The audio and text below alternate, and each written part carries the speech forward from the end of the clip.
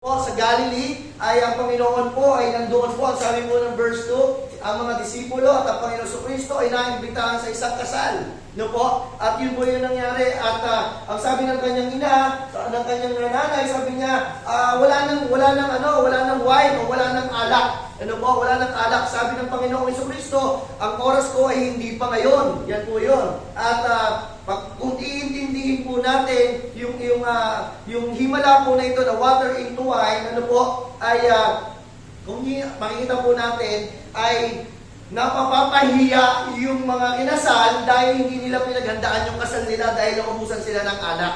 Ano po? At yun mamaya, padadaanan po natin po yan. Ano po? And sabi ng Panginoon, punuin mo, sabi niya sa mga servants doon, sa mga alipin doon, punuin ninyo yung mga tapayan, ano po, ng tubig. At yung tapayan po na yun, ang pinuno po nila, sabi niya, nung pinuno na po nila, sabi niya, ipamahagi ninyo sa mga governor, sabi ng Bible, sa mga rulers. Piruin mo po, yung mga alipin, hindi man lang nagtaka na just ibibigay nila yung tubig, no po, na galing dun sa drum, parang ibibigay sa mga rulers. Pwede silang ipapatay, no po, pwede silang ipakulong. Bakit nyo kami binigay ng tubig? Diba? Ang kailangan na ibinigay nyo sa amin alak, pero ibinigay nila, sumunod sila sa Panginoon. No po, ang sabi ng Panginoon, bear it now to the rulers. Yun po yung sabi po ng Bible. And now, pagkaralan po natin, no po, the power of now. No po, kamagiging po natin, the power of now. Sige. The power of now. Okay, yan. Okay po.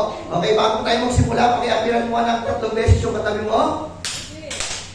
Ano po? And yung iba hindi po nag-appear. Ano po? Pag-aralan po natin, the first miracle of Jesus. Ano po? Ang unang himala na ginawa ni Jesus ay hindi niya, tayo this, the first miracle of Jesus. Ano po? Meron pong series of miracles of Jesus. Maraming himala ang ginawa ang Panginoon.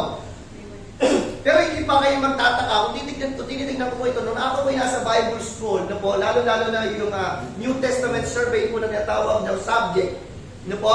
Ang unang himala ng Panginoon na ginawa niya ay yung patungkol sa water into wine, yung tubig, ginawa po niyang alak. Yan po yun. Yan yung unang niyang himala na ginawa. Pero nagtataka, kung tinignan po natin, bakit hindi ginawa ng Panginoon yung unang himala sa lansangan? Bakit hindi ginawa ng Panginoon, yung unang himala sa bundok? Bakit hindi ginawa ng Panginoon ang unang himala sa mga may sakit o doon sa mga tao na sinasaliban o sinasapihan ng masamang espiritu? Bakit hindi ginawa ng Panginoon yung unang himala niya sa templo? At nakakapagtaka na po, ngayon pong umaga pong ito, na nakita ko po ang unang himala na ginawa ng Panginoon ay naganap sa kasalan. Bakit hindi sa bundok? Bakit hindi sa templo? Bakit hindi sa mga may sakit o sinasapian ng espiritu?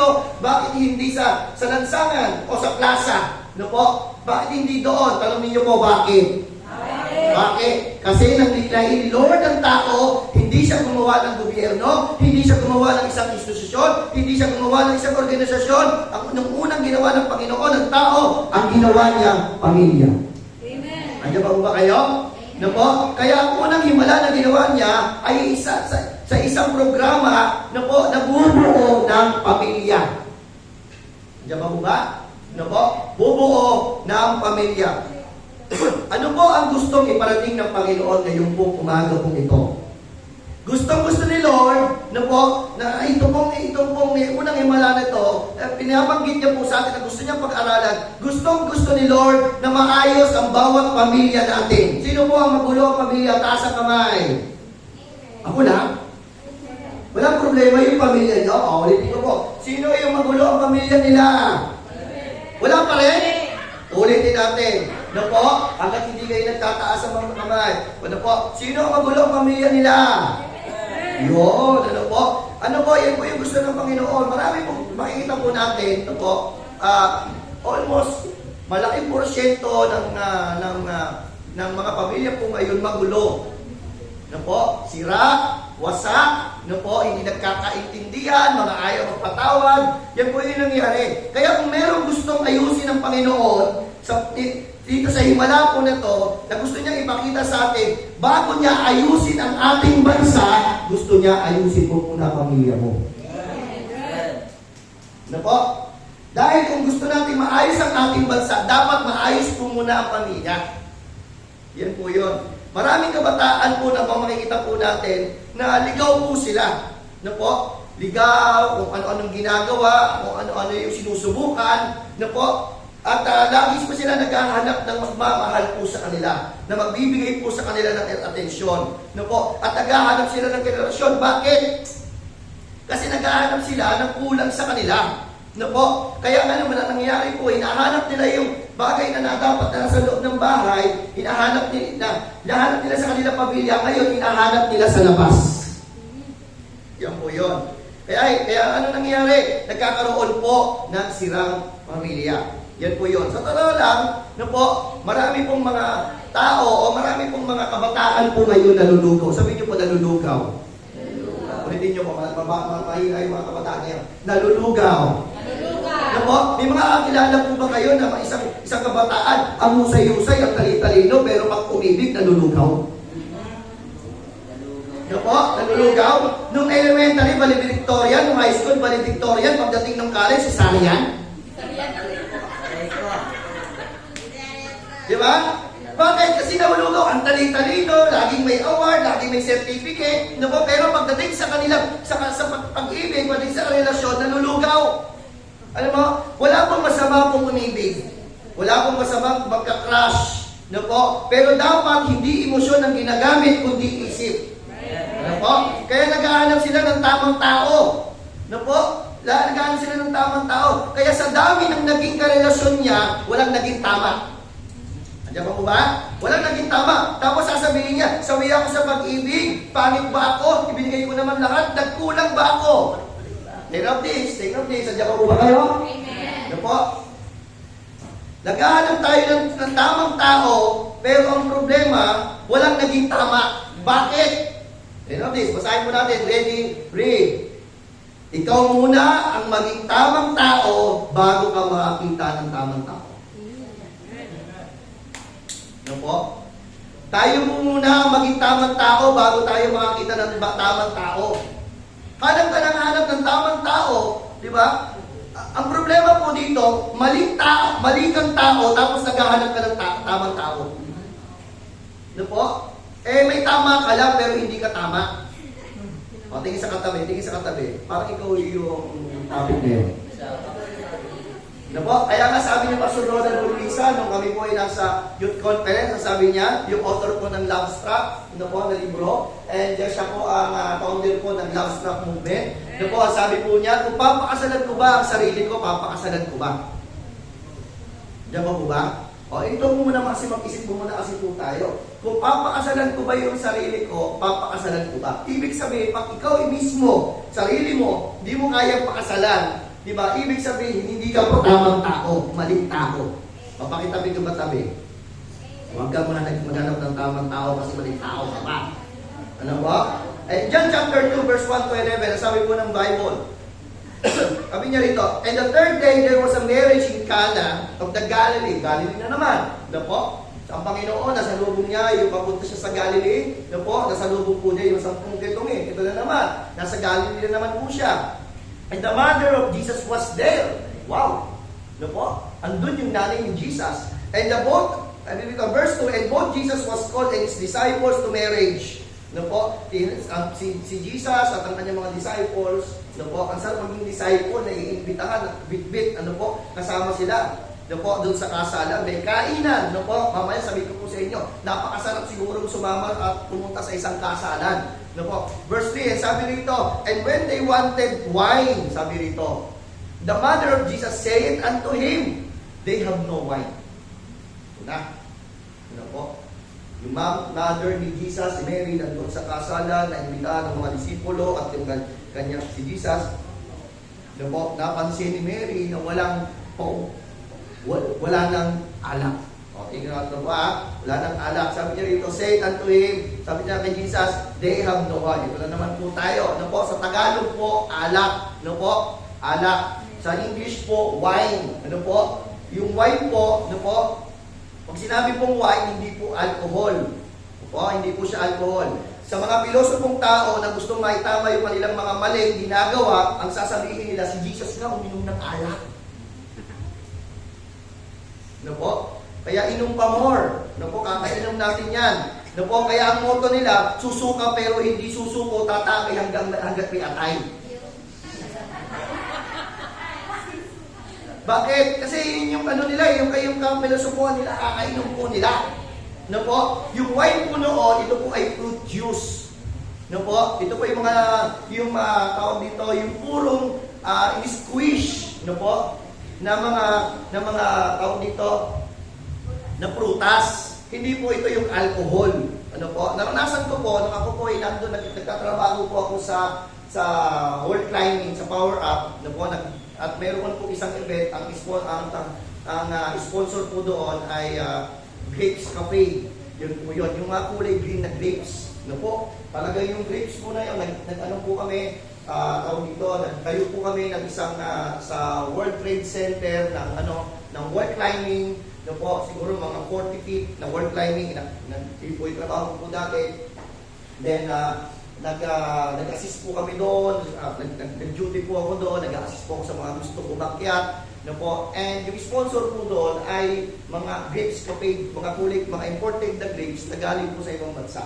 No po, at yung grapes po na yon, no po, dahil ang dami, kami po yung namamahal, ang dami, ginawa ko, pinapak ko siya. No po, pinapak ko siya. Alam niyo po yung nangyari, hindi ko nagulat po ako, no po, dalawa kami ng papa ko, kami dalawang naka-duty doon, nagulat ako sa papa ko, namumula. No po, namumula siya. Tapos ako, kain din ako ng kain, umaakit ako sa taas, nahihilo ako. Ako sa init na ng katawan ko. Doon ka na magtanto, na pag kumain ka ng maraming grapes, talagang malalasing ka. Ano po? Yan po yun, malalasing ka. And yun po yung nangyari. Kaya ito po, fruit juice po talaga po ito. Ano po? Hindi po ito alcohol. And verse 4, sabi po ng Bible, and Jesus said unto her, Woman, what have I to do with thee? Sabi niya, mine hour is not yet. Ano po? Sabi niya ng Panginoon kay Mary, sabi niya, Woman, what have I to do with thee? Sabi niya, mine hour is not yet. Ano po? Ito na naman po tayo. Ano po? Si Mary, nanguna. Ano po? Nanguna si Mary. Ano po? Nako, mga babae talaga, mga pakailamera. May talagang kasama tayo po. Pakailamera, mga babae. Ano po? Sabi ni Jesus, my hour is not yet. Come. Ano po? Taas ang kamay ng mga babae dito. Ay, taas ang kamay. Alam niyo po, sa totoo lang, piling po ako sa mga babae. Ano po? Mga babae po, mga magician sila. O, tingin sa mga babae, mga magician. Ano po? Magician. Bakit? Ano po? Bakit naging mga magician yung mga babae? Kasi, yung mga babae po, pag walang ulam, nakakagawa ng paraan. Tama? Pag walang pera, nakakahanap ng paraan. Yan yung mga babae, magician po sila. Pero tingnan nyo po yung mga lalaki. Pag walang ulam, nakatanga. Ano po? Ang mga lalaki, pag walang pera, di ba, nakatumanga. Ano po? Tulala. Ano po? Yan po yung nangyari. Kaya mga magician sila. Kaya dito po, may kita po natin. Jesus said unto him, Woman, what have I to do with thee? My hour is not yet to come. Yan po yung sinabi niya po dyan. Kaya sabi nito, kaya yung mga babae, tendency sa kanila, makialam. Yan po, kaya mga lalaki, wag po kayong tawag ito, mainis pag nakikialam sila. Bakit? Kasi si Mary po dito, kasi yung mga babae, alam nila ang sagot at paraan, kaya sila nakikialam. Andiyan po ba kayo? Amen. Akala ng mga babae, banat sa kanila no? Hindi po yun. Ano po? Sinabi ko lang. Ano po? Nag-ano tayo? Akala nyo ba, banatan ko kayo? Ano po? Kaya nga, dito, dahil ang tendency sa mga babae, gusto nilang makialam, ano po? Kaya ang sabi ng Panginoon, sa New Testament, ang sabi ng Panginoon ng Bible, ano po, sa isinulat ni Apostle Pablo, sabi ng Bible, sabi niya ron, submit to your husband. Kasi, ang tendency, laging papakialaman yung kanilang mga asawang lalaki. Ano po, ito ang ayaw ng maraming asawa. Ano po, in verse 5, sabi po ng Bible, diyan po ba? Amen. Wala na yata ang boses. And his mother said unto his servants, take note this, ang galing ni Mary. Ano po? Ang sabi ni Mary sa kanyang sa mga alipin, whatsoever he said unto you, do it. Grabe, submissive si Mary. Pero nakapansin ko dito, siguro si Mary yung coordinator ng kasal. Nakuha niyo ba? Siguro siya may-ari ng catering. Di ba? Sabi niya kasi dito, sabi ni Mary, whatsoever is said unto you, do it. In verse 6, bilisan na muna natin. Ano po? And there were set there 6 water pots of stone after the manner of purifying of the Jews, containing 2 or 3 fireskins apiece. Ano po? Kung titignan niyo po sa Tagalog po to, ang sabi po dyan, ay yung 3 fireskins or apiece, sabi niya, containing 2, sabi niya dyan, ay yung 6 water spots of stone, ito po ay, sabi po ng Bible, sa Tagalog, ay 70 to 115 liters. Ano po? Yan po, ganun po daw siya kadami. And verse 7, sabi po ng Bible, ano po? Sabi niya, Then said unto them, fill the water spots with water, and they filled them out to the brim. Diba? Sa bisit kasi sabi ng sabi ng may-ari ng catering. No po, punuin ninyo yung tapayan. Eh sabi niya, and then say unto them, nung napuno nila, draw now. Nung napuno nila, dahil sumunod sila, ano po ang nangyari? And bear unto the governor of the feast, and bear it, and they bear it. Masunurin. Ano po? Yung mga alipin. Sabi, punuin ninyo, tapos pagkapuno ninyo, ipamahagi ninyo sa mga gobernor. Pero alam ng mga alipin, tubig yun. Ano po? In verse 9, when the ruler of the feast had tasted the water that was made wine, ano po? They knew not whence it was. But the servants which drew the water knew. Ano po? Hindi nila alam ng mga servants na talagang yung tubig talaga yon. And the governor of the feast called the bridegroom. Naku po, magre-reklamo. Ano po? Tinawag nila yung bridegroom. Sabi niya, bakit niya tinawag? Baka makagalit na dahil tubig yung pinamahagi. In verse 10, and said unto him, pinatawag, kinausap ng gobernador. Na po, yung mga matataas na mga nakatungkulan. Sabi niya, every man at the beginning that set forth the good wine, and the men have well drunk. Sabi niya, then that which is worse, but thou hast kept the good wine until now. Na po, sabi po dito, kung babasahin niyo po ito, sa kasalan, ang ginagawa po nila, no po, ang unang ipinapamahagi ay yung masasarap na wine, na alak. Yung pinakamasarap, yun yung una nilang pinapahanap. Kaya sabi niya dyan, in the beginning that set forth good wine. Yan po yung sabi niyan. Pero pag naubos na yung good wine, sabi dito, ang ibinibigay na po daw, then what was worse.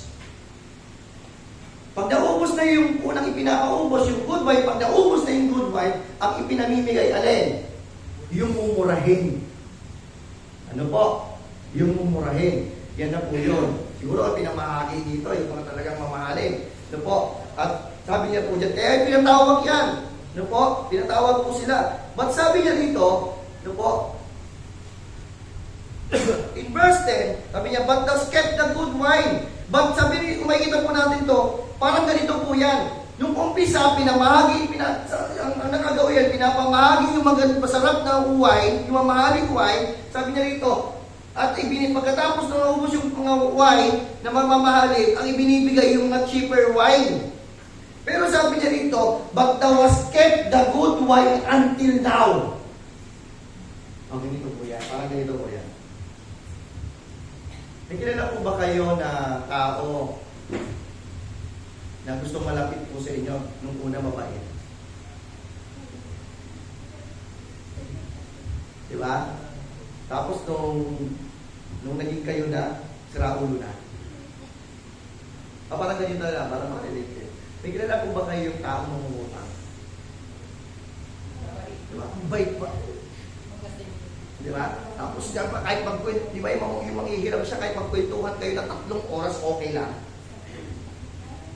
Diba? Tapos, diba, pag ano mangyayari, yung pagsisingilin mo na, diba, galit pa sa'yo.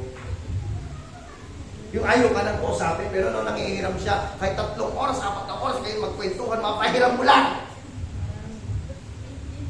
Diba? Ano ibig sabihin po nyon? Sinasabi niya rito, di ba, makikita mo natin dito, parang ito, yung merong mga tao, sa umpisa lang mabait. Ano po? Pero sabi dito ng Bible, but you have saved the best till now. Alam niyo po, ito po yung gusto ng Panginoon sa atin. Ano po? Gusto ng Panginoon sa atin. Ibigay po natin yung best natin, sabi rito, yung best natin until now.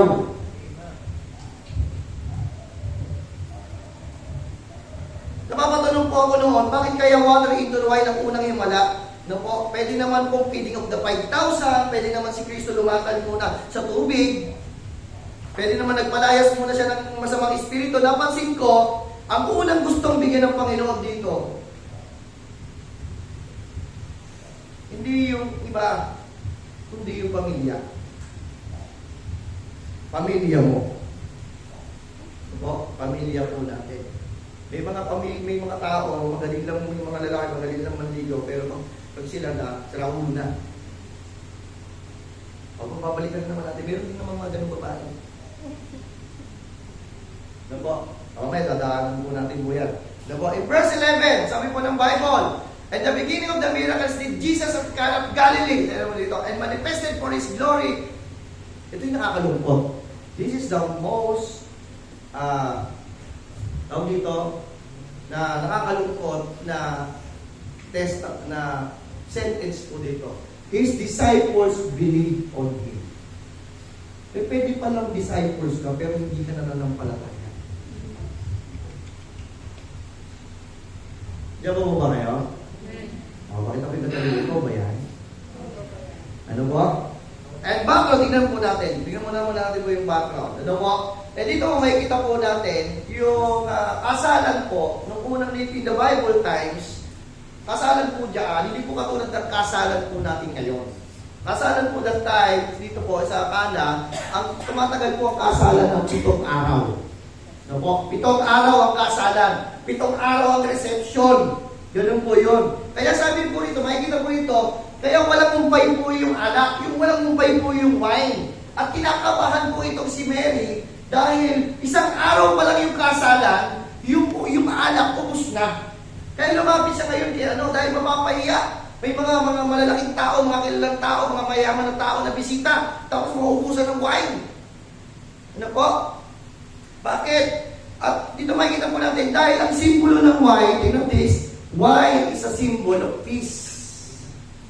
Kaya kailangan po ng maraming wine. 7 araw. Nako, 7 araw po yan. Wine is a symbol of peace. Ibig sabihin po, pag naubos po ang wine, the party is over. Dapat 7 araw. 7 araw po siya. Kaya ang problema po dito, isang araw pa lang, ubos na yung kanila. Siguro lahat ng sunog baka sa paligid ay puntaan sa doon Kaya ubos ka. Ano po? 7 araw ba naman Tuwan-tuwa siguro yung mga tambay. Ano po? Dahil talagang 7 araw ba naman, di ba? Talagang sunog baga, di ba? 7 araw. Takanta mo yung mga bisita. Ano po? Tataka yung mga bisita, uy, kakaiba! Sa lahat ng kasalan, sabi, pinatawag ng mga governor, yung mga rulers, yung bridegroom. Sabi niya, halika rito. Sabi niya, kakaiba yung kasal mo. Ito lang inapuntahan kong kasal na ang tagal na ng party. Ang nangyayari, lalong sumasarap yung alak. Ano po? Sumasarap yung alak. At ganun magsilbi ang Panginoong Jesucristo sa buhay ng bawat tao. Gusto niyang yung himala sa buhay po natin ay lalong sumasarap. Yun yung gustong himala na gustong gawin ng Panginoon sa bawat pamilya po natin. Kaya sabi niya po rito, you have saved the best till now. You have the best till now. Pero ang kasabihan kasi ng mga tao, kasabihan po natin, save the best for last. Ano kasabihan natin? Save the best for last. Sa huli ko na ibibigay yung todo ko. Yan ang kasabihan ng maraming Pilipino. Sa dulo ko na ibibigay yung best ko, doon ko na lang ibibigay. Nasa gitna pa lang naman ako Pero ang gusto ng Panginoon sa buhay po natin, sa bawat pamilya po natin, you have saved the best till now. Kung maglilingkod tayo sa Panginoon, dapat yung best natin until now ipinagbinibigay po natin. Si Sinabi nito, ito ay ang gusto ni Lord sa atin. Hindi save for the best, for last, sabi niya rito. Kundi you have saved the best till now. Kung meron tayong itutodo, hindi bukas, kundi ngayon. Kung meron tayong itutodo sa buhay mo, hindi mamaya na, kundi ngayon. Say, bakit? Sabihin niyo mo bakit? Dahil hindi mo alam mamaya o bukas, buhay ka. Sabi ni Lord dito, hindi sinabi ni Lord dito, save the best for tomorrow. No! Hindi po sinabi ni Lord dito, save the best for later. No! Save the best till now. Kaya kung gaano tayo dapat kainit noon, gaano tayo kasipag noon, ano po? Gaano tayo kagaling noon, gaano tayo nagbibigay, nagsusurrender ng oras sa Panginoon noon, dapat until now, save the best till now. Kung ano yung ginagawa mo noon, dapat gayon ka pa rin ngayon. Pakita kami mo, ikaw talaga topic ngayon. Tapik. Ikaw talaga topic ngayon. May mga nagtataka, na po, kaya ganito yung buhay ko. Na po, kaya nga sabi ko po sa inyo last Sunday, paano pupuri tayo sa Panginoon? Bigay mo na yung todo, yung pinakamaganda, yung pinakamainang, pinakamahusay. Bigay mo na, dahil hindi mo alam, baka bukas patay ka na. Kasi kami mga malapit na mamatay. Wala ko, joke lang. Joke lang po. Dahil hindi natin alam kung bukas buhay pa tayo. Todo mo na. Kailan mo sasabihin, mahal kita, kailan mo sasabihin, sorry, kailan mo sasabihin, naiintindihan kita, kailan mo ipaparamdam na mahalaga siya. Diba? Parang na. Hindi mo na gawin. Diba po? Kaya may mga, diba, kung may gagawin tayo sa Panginoon, ibigay mo na ngayon. Kasi maraming mga mananampalataya, maraming mga Kristiyano, active in the ministry, but the soul is empty. Marami active in the ministry, but the soul is empty. Christian ka ba talaga? Christian pa talaga tayo? Kaya pag sinabi kong save the best for now, till now, na po, sabi mo dito, makikita po natin dito, pakisabi nga po now. Alam niyo po ba, yung mga enemy ng now, o opposite ng now? Na po? The opposite of now, tingnan niyo po the opposite of now, the power of now, someday. Diba? Alam niyo po ba yung ibig sabihin ng someday? Di ba? Yung kilala niyo yung nagsabi sila, magda-diet na ako. Diba? Balang araw. Magja-jogging na ako. Pero huwag mo na bukas. Tomorrow. Diba? Yan po yung opposite of now. Not sure. Diba? In time, one day, later, another day, in the future perhaps, never, next week, whenever, not yet. Ilan yung tama sa'yo dito? Simba ka na! Not sure. I think next week. Diba? Yeah, one day, siguro, isang araw. Diba? Yan po yung opposite of now. Ano po? Alam niyo po ba, na pag ikaw ay nagdesisyon ng now, pakibangin ulit now. Now. Hindi natin sabihin, sabihin niyo po now. Now. Alam niyo po ba, pag nagdesisyon ka ng now, you were, pakibalamas yung now. Ano po? Pag ikaw ay nagdesisyon ng now, you will experience one. Amen. Alam niyo po ba, bakit ang isang tao hindi magtagumpaay sa buhay niya kasi lagi siyang someday, next week, diba? Later, mamaya na, another day, in the future, never, perhaps, tomorrow, not sure. Diba? Kaya hindi tayo magtagumpaay sa spiritual life po natin kasi lagi pinagpapabukas, pinagmamamaya, paguro next week na lang kasi may gagawin akong project, may gagawin akong activity, na po, marami akong problema sa buhay. Alam niyo po, if you decide now, you will experience one.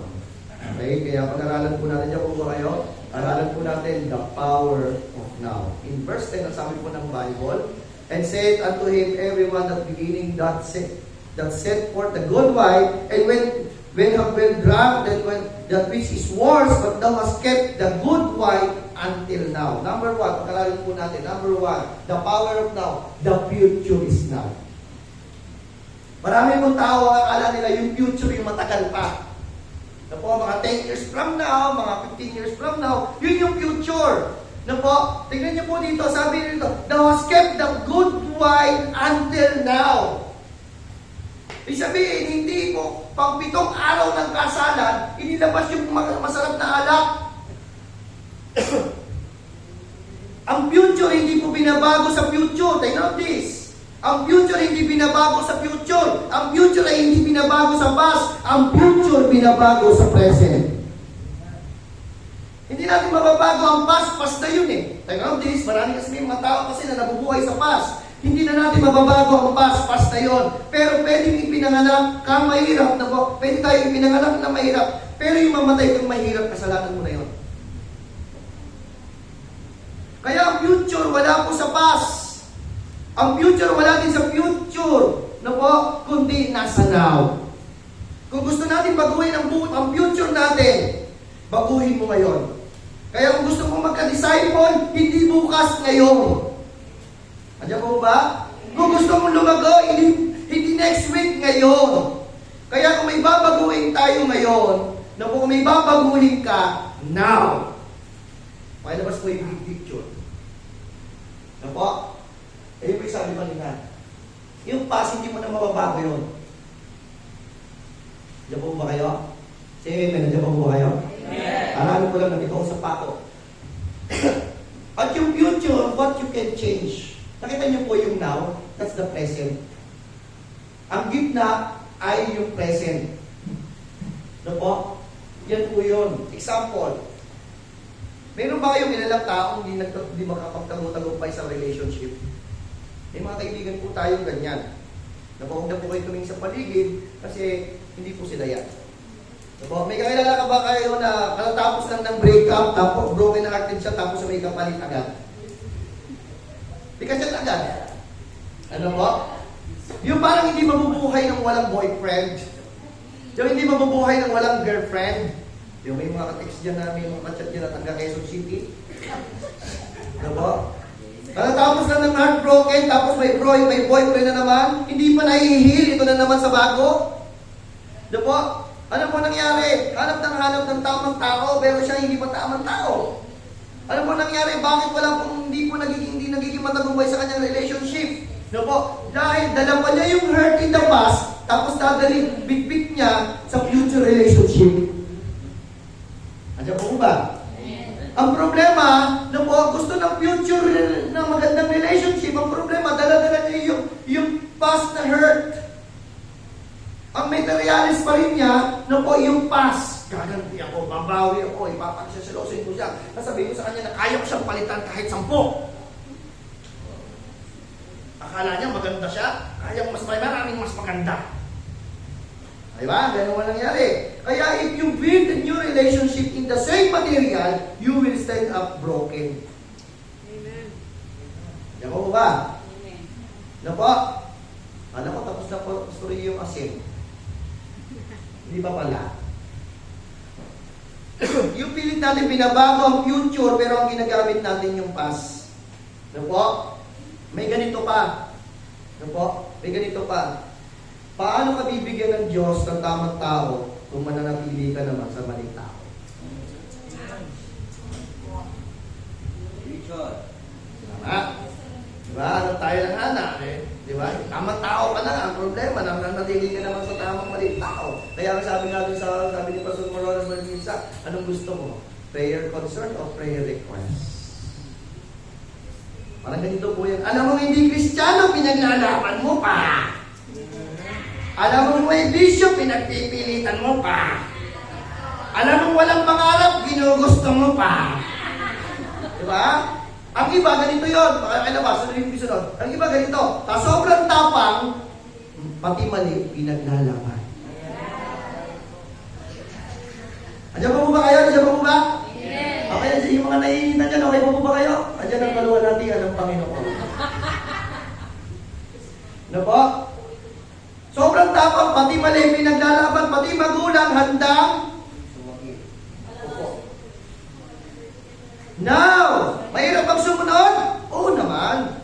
Pero isipin mo kung ano ang mas masakit pagdating ng panahon. Ano po? Masakit ba tanggalin ng bisyo? Oo naman. Ano po? Kasi nakagawian mo na yan eh. Meron pong kwento ganito, meron kwento. Nakuha ko lang po sa isang pastor. Ano po? Meron daw isang attender sa church. Lapit siya, sabi niya, Pastor. Ayaw, bakit? Pag-pray mo naman ako na mawala yung paninigarilyo ko. Sabi ng pastor, sabi niya, hindi mawawala yung paninigarilyo mo. Ha? Bakit? Bakit, Pastor? Hindi ba Diyos siya? Walang mahirap sa kanya. Kaya pag pinag-pray mo ako, mawawala yung bisyo ko. Anong gagawin ko? Sabi ng member, sabi ng attender, sabi niya, pag-pray mo na ako, Pastor. Hindi nga mawawala yung bisyo mo. Bakit? Sabi ng pastor, sino ba nagsisindi? Ito pa. Sino ba bumibili? Ano po? Pastor ako nga bumibili, ako nga nagsisindi. O sige, papanalangin kita, sabi ng pastor. Papanalangin kita. Pinalangin ng pastor, sabi ng pastor, Panginoon, si brother, tulungan mo, Panginoon, na mawala ang kanyang paninigarilyo at sa kanyang paninigarilyo maging lasya ang tae ang kanyang bibig. Alam niyo po, after 2 weeks, bumili ng sigarilyo. Sa totoo daw ng testimony po to. Ito po. After 2 weeks daw, bumili daw siya ng sigarilyo. Lasang tae. Ito po, akala niya expire. Bumili sa kabilang tindahan. Bumili ulit. Pag sindi niya, pag-itit niya, lasang tae. Sabi niya, ayaw ko na ng Marlboro. Magwi-Winston na lang ako. Bumili siya ng Winston, magbili niya ng Winston, pag-itit niya, lasang tae. Alam niyo po, in one day, tingnan this, in one day, yung in one day, nagbago siya at naalis niya yung paninigarilyo. Ano po? In one day. Kaya yung mga nagiinom pa dyan, labit dito, mapadalangin ko kayo, masunod ang mga lalamunan ninyo, pangabaga ninyo.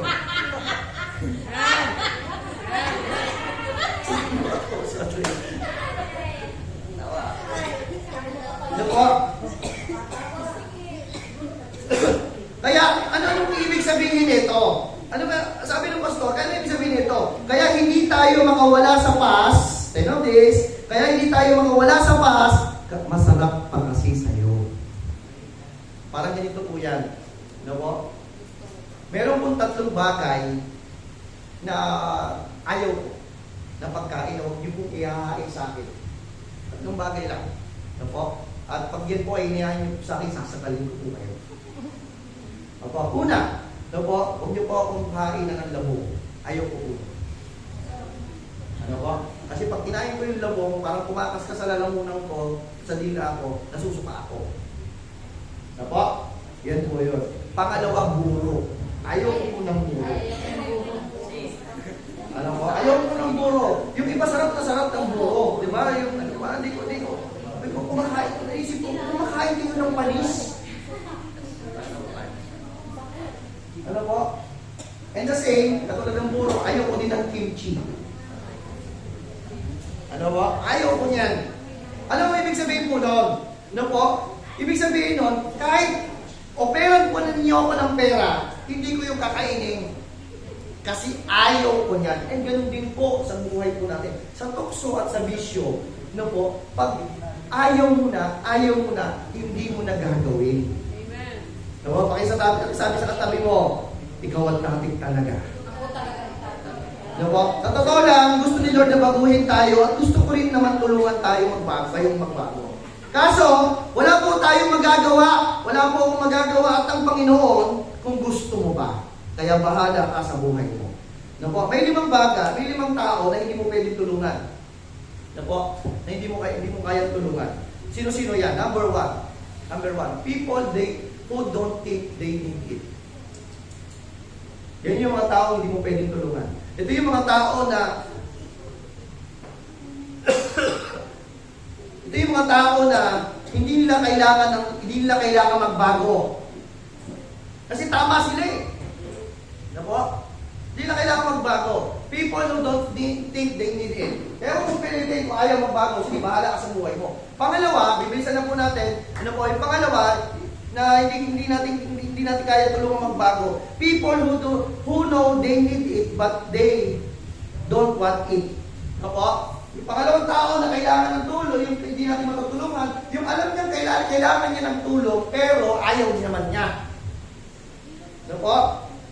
Ayaw naman niya. Yung sasabihin niya, di ba? Uy, magpagamot ka na. Kailangan mo tutulungan kita. Magsamahan kita sa ospital. Hindi, wala akong sakit. Yan po yun. Ano po? Pangatlo, ano po yung tao na hindi mo kaya tulungan? Pangatlo, people who don't want it yet. Ito, natutunan ko po talaga po ito. Ano po? Yung tao na kung saan, ayaw niya talaga. Ano po? Yung gusto niyang magpatulong, pero people who don't want it yet, gusto niya magpatulong, pero hindi muna ngayon. Pero po isang kwento, ano po? Pero po isang kwento, sabi ng isang miyembro, Pastor, tulungan niyo po ako. Tinapak po ko lang ang araw ko. Ano po? Sabi niya, himalayan mo na! Paparangay mo! Ano po?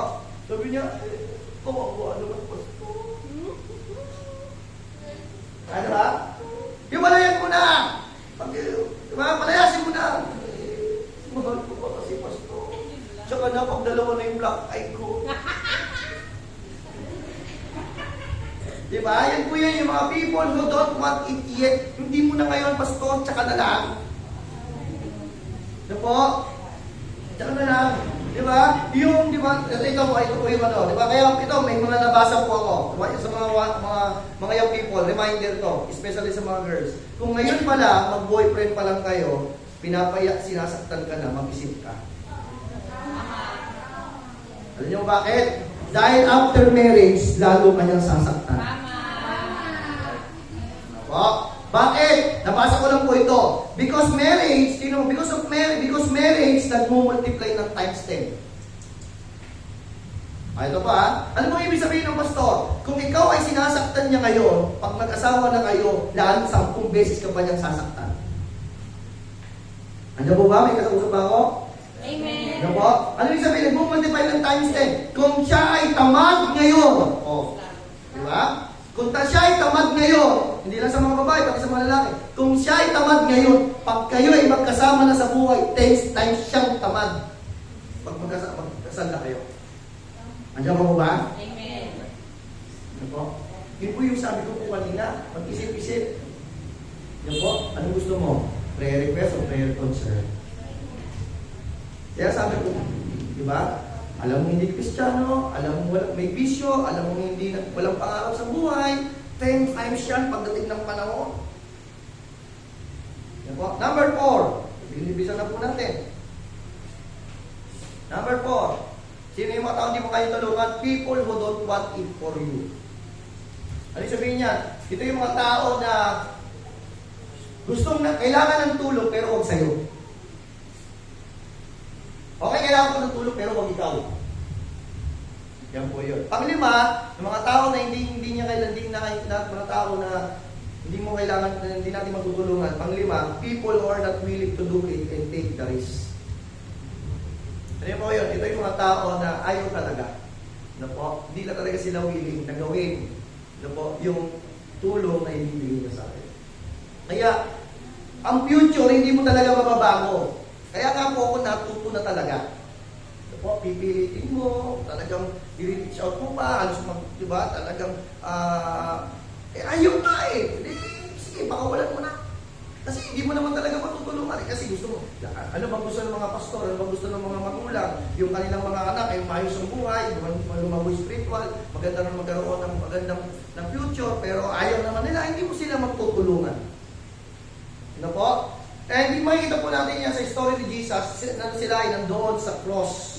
No po, in Luke chapter 23, verse 39 to 43. Tignan niyo po tignan po sabi na, nakapako silang tatlo, si Jesus at dalawang magnanakaw. Sabi rito, and one of the malefactors, sabi niya rito, which hand or laid on on him, saying, "If thou be Christ, save thyself and us." Verse 40, tingnan niyo po, di ba? Sabi niya po, makita po natin dito, yung isang magnanakaw, sabi niya, di ba Diyos ka? Di ba? Ikaw si Kristo, di ba? Iligtas mo yung sarili mo, pati ako. Hindi mo kaya tulungan yung mga ganyang tao. Tama? Pero ang sabi ng isa, verse 40, isang magnanakaw, "And the other answering and rebuke him, saying, Dost thou not thou fear God, seeing thou art in the same condemnation?" Sabi niya, hindi ka man natatakot sa Diyos. Sabi niya, nakikita mo na siya walang kasalanan, pero parehas nating nakapako. Verse 41, ang sabi niya po dyan, "And we indeed justly, but we receive the due reward of our deeds, but this man hath done nothing amiss." Verse 42, sabi ng Bible, he said unto Jesus, "Lord, remember me when thou comest into thy kingdom." Ito yung mga pwedeng tulungan ako. Kasi nagpapatulong talaga. Eh, mga tao na nagsasabi sa akin, "Pastor, bakit hindi mo tulungan si ganito? Hindi pa naman malapit sa akin." Diba? "Pastor, bakit hindi mo man na sinabihan si ganito?" Eh, hindi mo humingi ng tulong. Andiyan po ba kayo? Kaya kayo po, para hindi po kayo nadidisappoint at hindi po kayo nadidiscourage, kung hindi po humingi ng tulong sa inyo, huwag niyong tulungan. Kasi gusto niyo silang tulungan, ang problema, ayaw naman nila magpatulong. Andiyan po ba? No po? Okay. Verse 43, "And said Jesus unto him, Verily I say unto thee, today shalt thou with me in paradise." No po? And now, ang Lord, gusto niya tulungan tayo, yung bawat pamilya natin umayos. You see, today, it means now. Now. Ano yung sabihin po nito? Ngayon din, isasama kita sa paraiso. Pero pwede pala, ito po, na masigurado natin na yung pamilya natin, ngayon kaya ayusin ng Panginoon. At ang bawat isa sa atin, malaman natin kung saan tayo pupunta. No? The power of future is now. No? Pangalawa, the security, kami rito in verse 10, "And said unto him every month in the beginning that set forth good wine, and when the men have drunk, then with the wars that has kept the good wine until now." Number one, the future is now. Kung may gagawin ka, itodo mo na ngayon. Pangalawa po, sabi rito, the security of tomorrow is now. Ano po? The future, the security of tomorrow is now. Marami sa atin, gusto natin maging maayos yung ating kinabukasan. Ano po? Yung bukas natin, kaya tayo nagtatrabaho, nagpapakahirap tayo, para sa mga susunod na araw, meron tayong pambayad ng mga bills po natin. Ano po? Pero sinasabi rito, the security of tomorrow is now. Ganito po yan. Ano po? Ganito po yan. The security of tomorrow is now. Ganito po yan. Kung tamad ka ngayon, huwag ka mag-expect na magkakatrabaho ka. Andiyan po ba? Ano po? Kung tamad ka ngayon, huwag ka mag-expect na mapopromote ka. Kahit gaano ka pa katalino, kahit gaano ka pa kagaling, na po, pag tamad ka, hindi ka magkakatrabaho. Bakit? Because the security of tomorrow is now. Kaya kung ngayon pa lang, tamad ka, huwag ka na pumasa magkaroon ng magandang trabaho. Kasi pagdating ng panahon, puro utos at puro trabaho ang gagawin mo. Bakit? Sabi po ng Bible yan, ang masipag, uunlad, ang tamad, maghihirap. Sino po ba yung mga tamad? Mga tanghaling gumising, di ba? Gising na yung demonyo, tulog pa siya. Di ba? Iba yung mga tamad eh. Yung sa gabi naman, tulog na yung demonyo, siya gising pa. Yung pag inuutusan mo, nabibingi. Yung nautusan, nababigat ang katawan. Yung pag-araw ng linggo, kailangan pang pilitin. Sabi ko sa'yo, ikaw na naman yung topic talaga. Pagdating sa Diyos, hiyang-hiya. Pagdating sa kalokohan, bangkang-bangka. Andiyan po ba? Ano po? The security of tomorrow is now. Alam niyo ba kung bakit wala security of tomorrow ng isang tao? Kanabi kasi ng isang pinakamatalinong tao na kapitbahay natin. Ang kapitbahay ko na si Solomon. Sabi ng Proverbs chapter 13 verse 20. Sabi mo ng Bible, Proverbs chapter 13, verse 20. He that walketh with wise men shall be wise, but the companion of the fool shall be destroyed. Ano sabi niya po rito? Sino mang sumasama sa matalino, tatalino. Sino mang sumasama sa masipag, sisipag. Sino sumasama sa mangmang, mapapahamak. Alam niyo po, kung alam lang sana ng Chet at Tet ito, naubos ang mga tanga sa Pilipinas. Ano po ba? Ano po? Bakit? Kasi yung mga matatalino pinagsama-sama, yung mga mahihina nandoon sa section 20. Wala, hindi pa mabot na section 20 dito, no? Ano po? wala dito ko, 2005, ang section sa Antipolo National High School, 32. 2005. After 20 years na ngayon, hindi ko alam kung ilan ang section doon, baka 80 na. Ano ba? Yan po yun. Sabi niya dito, yung ang sino man sumasama sa matalino, tatalino. Ano po? Parang dito, chismosa ka na nga, kasama mo pa chismosa. Ayan. Di ba? Tahimik ka na nga, gusto mo pa kasama tahimik. Di ba? May mga tao gustong yumaman, pero ang kasama, puro mga chismosa. Sumama ka sa mga taong mahusay yung diskarte. Kaya sabi niya, he walk with the wise shall be wise. Kaya nga po ako, ang dahil kong hinahanap na kasama, yung mga matatalino, yung mga magagaling at yung mga mahusay, at yung mga pastor na mayroong direksyon. Bakit? Isa sa mga natutunan mo kay Pastor Ato, sit with generals. Di ba? Sit with the generals. Kanino ka umuupo? Gusto kasi natin yung mga makalokohan eh. Doon tayo umuupo kasi gusto natin na entertain tayo. Kaya nga ngayon, yung utak natin walang alam. Kaya kapag ako nakakita ng conference, nakakita, what is 350? What is 500? Noong nakaraan, 2,000. What is 2,000? Kung ang kasama ko naman mga generals. Na mayroong lifetime benefit na natutunan ako, na tumataba ang utak ko, may add value pa ako. Na pag ako ay nagsalita, may sasabihin ako, at pag ubuwi ako sa bahay namin, natutunan ako, may i-apply ako. Sit with the generals. Ayan po ba? The security of tomorrow is now. Ayan po ba? Number 3 and last. Ayan po. Baka yung mga puputi ay nangingitim na. Sabi dito in verse 10, sabi ng Bible, said unto him every man the beginning that set forth good wine and men have shall drunk, then that which is worse, sabi niya, but thou shalt keep the good wine until now. Ano sabi po ng Bible? Sabi niya rito, the future is now, the security of tomorrow is now. Ano po, ganun din po sa mga pamilya natin. Tsaka ko na sila dadalhin sa church pag medyo malalaki na, pag hindi, no, it's now.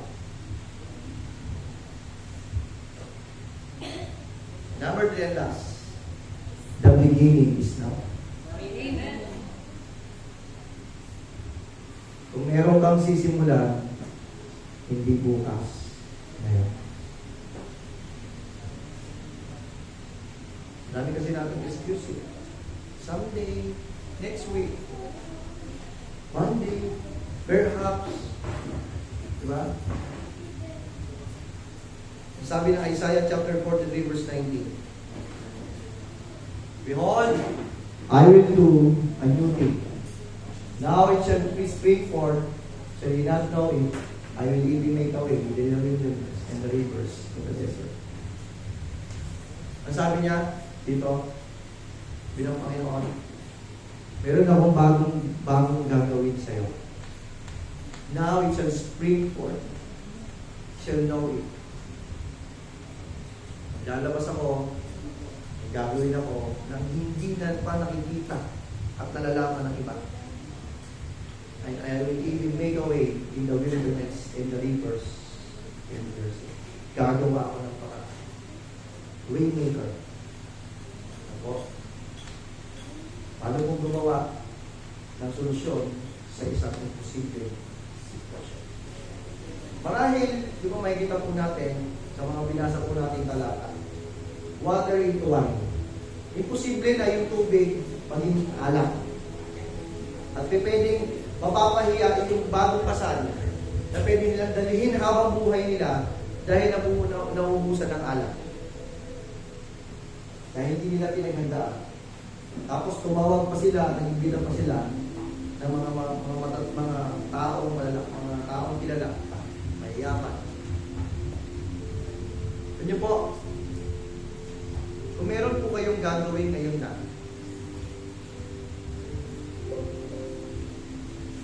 nag-aasap tayo ng future na maganda, simulan muna ngayon. Sabi ng isang coach, your future will determine what in our daily habit. The security of tomorrow is now. And the beginning is now. Kailan ka magsusuko ng buhay sa Panginoon? Kailan ka maglilingkod? Kailan mo ibibigay yung save the best till now? Marami sa atin nang hinawa na. Ito po, sa paglilingkod.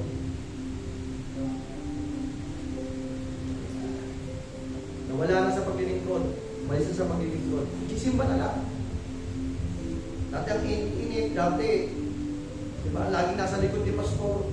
Laging gustong sumama kay pastor. Pero ngayon, hindi mo na makita. Pero po isang kwento. Pero daw, isang kwento po ito ng isang pastor. Nag-mission siya sa Tanay. 35 years ago. Sabi niya. 35 years ago, nag-mission siya sa Tanay. At meron pong isang tao doon na ang pangalan daw ay Andoy. Habang nagpa-Bible study yung pastor, sabi niya naman sa Bible study, sabi niya, walang Diyos. Hindi totoo ang Diyos. Tapos ang ginawa niya, dahil 35 years ago, yung Tanay, siyempre, ang gawin, di ba? Maluwag pa dyan. Pumunta sa gitna ng Tanay, malayo kayo. Sumisigaw siya. Kasi nasabi niya, kung merong Diyos, tamaan ako ng kidlat. In 30 minutes, sumisigaw siya, kung merong Diyos, tamaan ako ng kidlat. Kung merong Diyos, tamaan ako ng kidlat. 30 minutes. Tapos bumalik siya ron sa pastor. Diba, pastor, sabi ko sa'yo, walang Diyos. Kasi walang kidlat. 2 weeks up, tapos doon, yung pastor, umuwi na umiiyak. Because he felt defeated. Yang iyak dahil napahiya siya. Malungkot siya, umuwi siya. At parang ayaw na niya bumalik doon sa Bible study niya dahil sa ginawa ni Andoy. After 2 weeks, si Andoy nagkaroon ng malaking bukol sa pisngi. At yung pisngi niya, lumaki, talagang lumaki. Namagay yung mukha niya. Dinala siya sa ospital. Sabi ng doktor, immediately kailangan siya operahan. Inoperahan si Andoy. At nakita, dun sa kanyang pisngi, ang daming ukod. Sobrang daming ukod. This is a true story. Ano po? Daming ukod. Inoperahan siya, 1 to 2 days, uwi na. After 1 to 2 days, umuwi na siya. Then after 1 week, yung kabilang pisngi naman ang lumubog. Ano po? At the same scenario, inoperahan, pagka-opera sa kanya, sobrang daming ukod. Ano po? Pagka-opera sa kanya. To make the story short, ano po, si Andoy namatay. Kasi umakyat na sa utak niya. Nakipaglibig yung pastor, kinapahiya.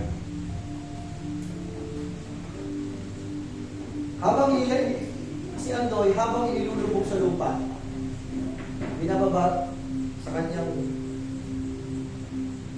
libingan. Sabi ng pastor, Andoy, ngayon pinatunayan ng Panginoon na mayroong Diyos.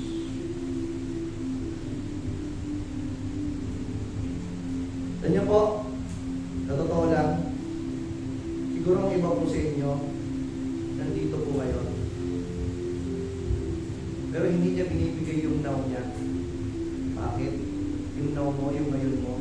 Kasi hanggang ngayon, hindi ka naman talaga bilib sa Diyos. Pwedeng hindi mo minamak ang Lord. Pero until now, nakala mo baka may bukas ka. Hindi mo hawak buhay mo.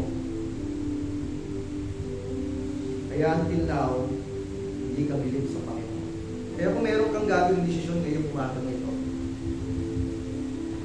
suko mo na yung buhay mo kay Lord. Kaya hindi mo alam, baka bukas, wala. Alam niyo po ba yung isa kong pinsan? Last Tuesday, nilalaw ko po yung tita ko sa ICU, sa Quezon City Medical General Hospital. Naging po kami ng mga bandang alas 4. Kamalis po kami ng mga bandang alas 5 kasi nasa ICU siya, hindi siya pwedeng dalawin ng matagal. Pagdating po ng alas 8, namatay. Pero naman po yung isa. Dalawa po patay po namin. Pinsan ko po sa side ng papa ko, ang laki ng katawan ng tao na yun. Hindi ko pa alam kung buong kwento. Wednesday, laki ng tao, laki ng katawan, muskulado, namatay, nabago. Pero totoo lang po. Alam mo ba kung kailan ka kukunin, Lord?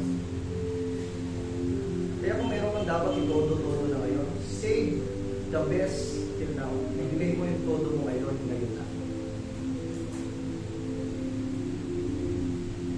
Because now is the day of salvation. Now is the best of redemption. Now is the day of freedom. And now is the greater reward. Today is your now. Tumayo po tayo lahat. Manalangin po tayo.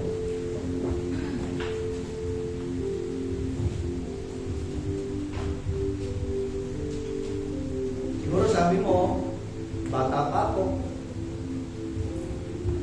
Siguro sabi mo, malakas pa ako. Siguro sabi mo, wala naman akong sakit.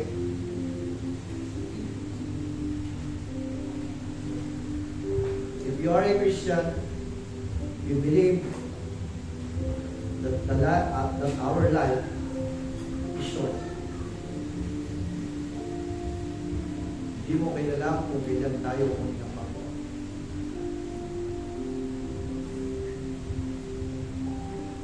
Walang ibang mag-aayos ng buhay natin kundi ang Diyos. At yun yung gusto niyang iparating sa atin ngayon. Pag-aayos ng pamilya ay hindi dahil may pera tayo, dahil nag-aaral sila. Marami po kong nilang mga tao may pera, may pinag-aralan, pero wasak ang pamilya.